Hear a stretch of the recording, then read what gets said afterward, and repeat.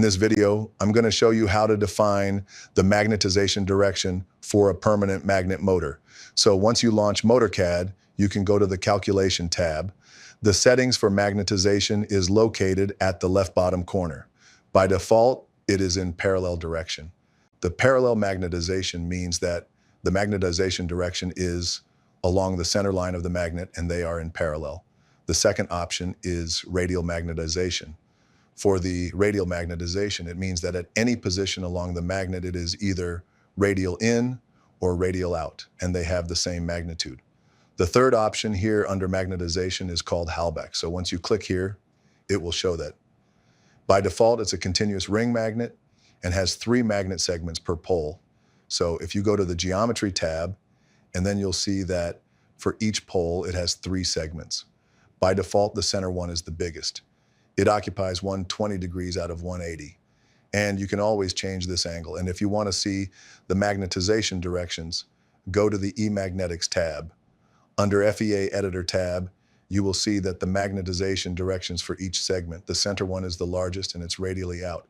And the second Halbach type is called sinusoidal array. So here you will have the option to change the number of magnet segments. It can be 2 or any number which is larger than 2. So here, as an example, I use 8, which means that there are 8 segments per pole in this case. If we want to see the magnetization direction for each piece, go to eMagnetics tab. Under FEA Editor, you will see the magnetization direction for each magnet segment. The third Halbach type is called Ideal Pattern.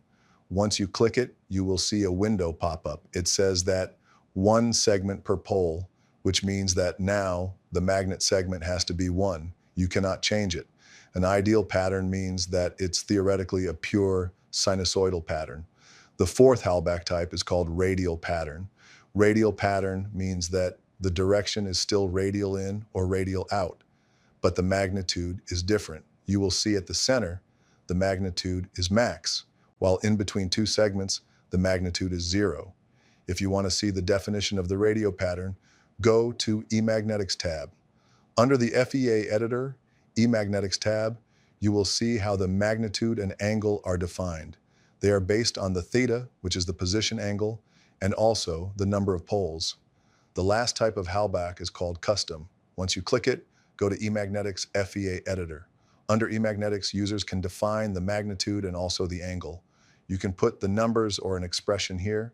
It can be based on position theta, and once you solve the model, you go to eMagnetics again, and then under the FEA tab, you will see the flux density plot. If you want to see the animation, simply click Play All. Please leave any comments or questions below. Thank you for watching.